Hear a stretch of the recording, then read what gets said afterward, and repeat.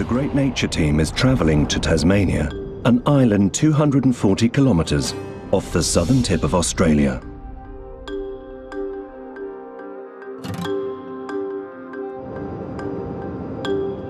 Their first stop is the capital city, Hobart.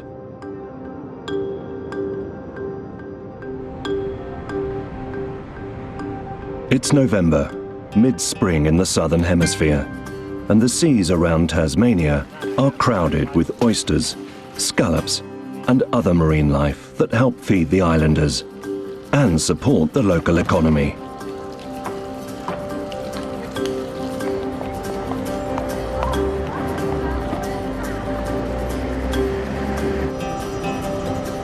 But away from busy Hobart, on the west side of the island, is a vast wilderness stretching over 14,000 square kilometres.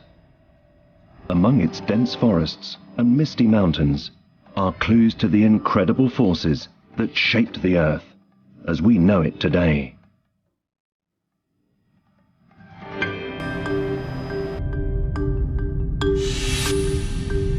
In 1982, the Tasmanian wilderness was named a World Heritage Site. My father, Michael Sharland, was a great ornithologist, and he was also the head of the Scenic Preservation Society in Tasmania, and he saved the forests and the trees from destruction and the rainforests up in the northern part of the island.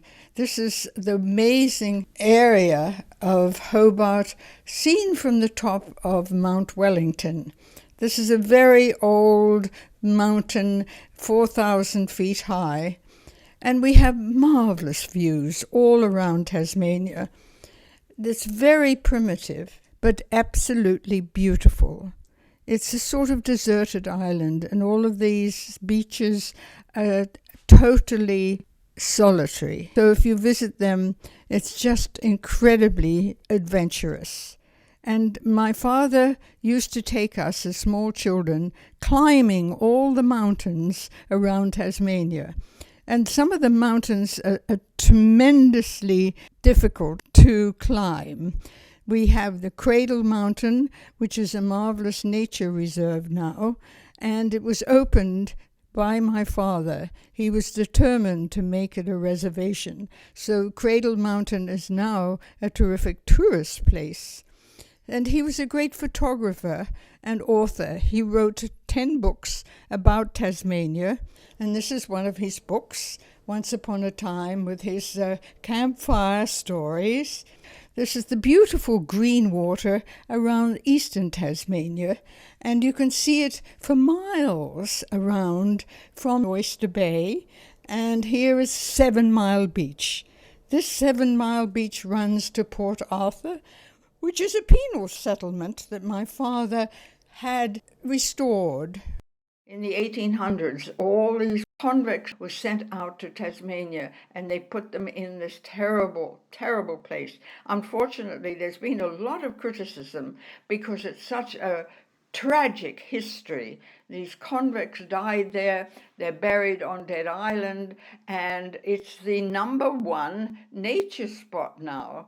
And people still visiting it, and we move on to one of his books, which is a bestseller, Stones of a Century.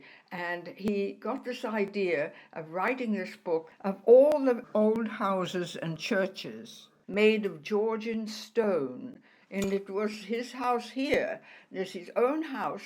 My father, for 60 years, wrote a newspaper column under the name of Peregrine, and he described everything about the flora and fauna. He was the first person to write a book about Tasmanian birds, and he started opening these nature reserves because the government was looking for tourist spots so they could entice visitors to come to Tasmania. And this is the first place. It's the Cradle Mountain Reserve, which is absolutely gorgeous. But his other job was superintendent of scenic preserves. And he could explain and describe all the beauty spots of Tasmania. Here are some of the lovely old homes that were built when the first settlers went to Tasmania. They're dotted all over the country, and they were wealthy landowners who grew hops, and this is a famous Richmond Bridge. It's one of the oldest bridges in Australia, and it was built by convicts. This is Entally. Now, this is a wonderful old home that my father had restored and opened. The government bought it, and they decided to have as a historic tourist spot. And so in 1955, the whole family moved there. We moved there, and we had a little apartment above the kitchen. And my father bought all this furniture from England, and he had it furnished, and he spent a lot of work on it. And now it has been, for the last 50 years, a great tourist spot. And he took all this furniture and placed it in the original rooms, what you can see here. This is the dining room, and it was owned originally by a very wealthy landowner who came from Britain, and so we managed to get some of his old books back and put them in the library. So it was a great project for all of us. I kept finding secret drawers in cabinets and things like that. And so then we went into the little tiny little house. It's a little gateway, which we'll show you later, that is at the end of the driveway.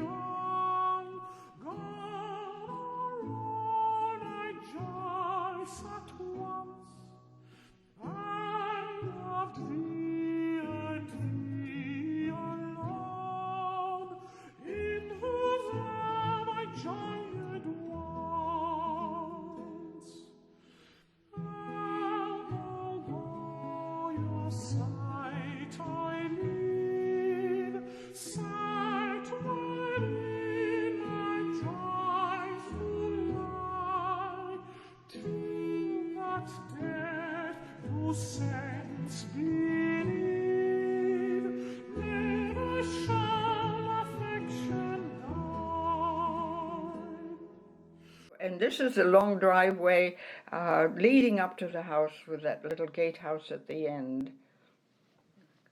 That's where we lived while my father was working on the house.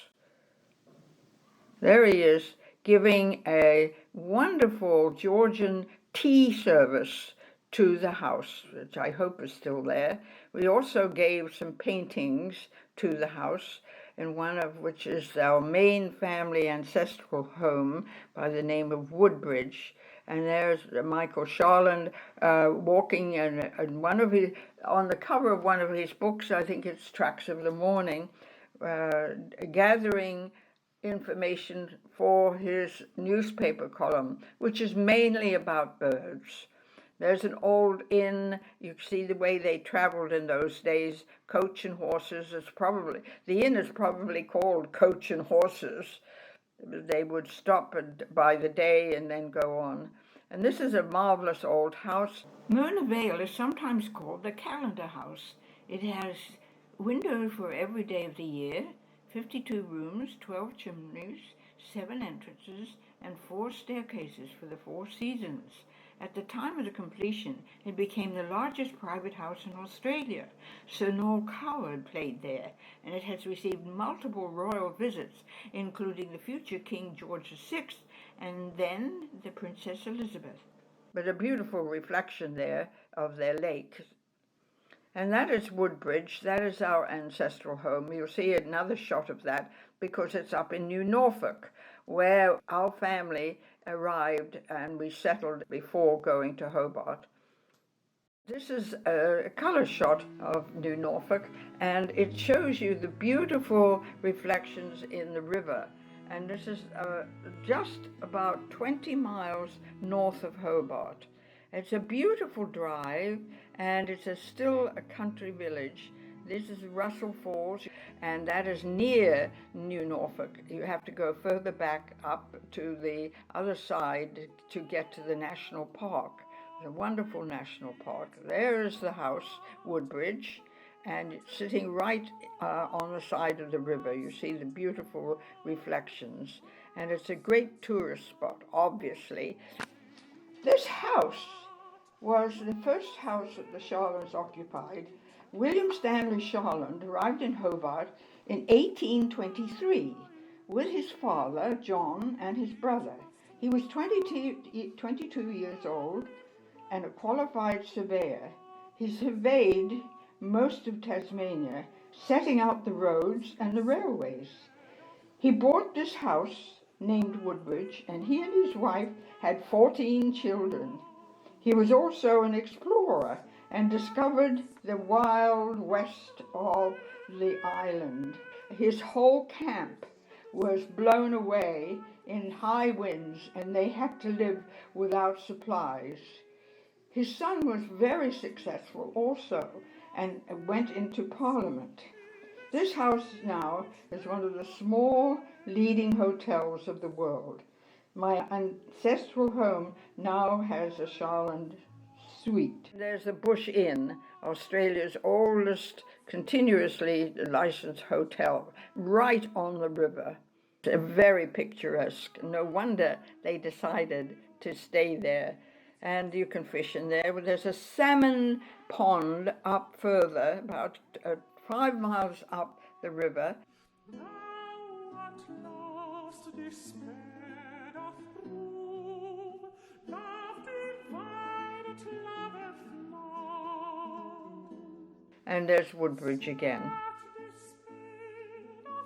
These are some of the old houses that my father would have photographed for his book. Most of them are about 100 years old.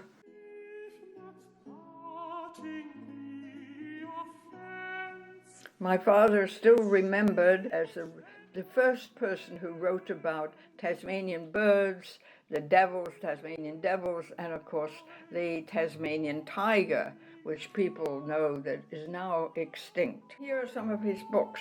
There's the Tasmanian devil on the Tasmanian wildlife. That's encompassing all the wildlife on the island, and a book about Hobart, and also a book about Tasmania. I don't know whether that one is still in print, but that's a shot of New Norfolk on the cover. Birds of the Sun and the Territory of Birds were all written about Northern Territory. He was up there for 6 months. And they're marvelous stories about the natural life of Tasmania and Australia. His papers are all in the Sydney Museum. And here's a guide to the Tasmanian birds, Birds of Tasmania, which was the first guidebook to the birds of Tasmania.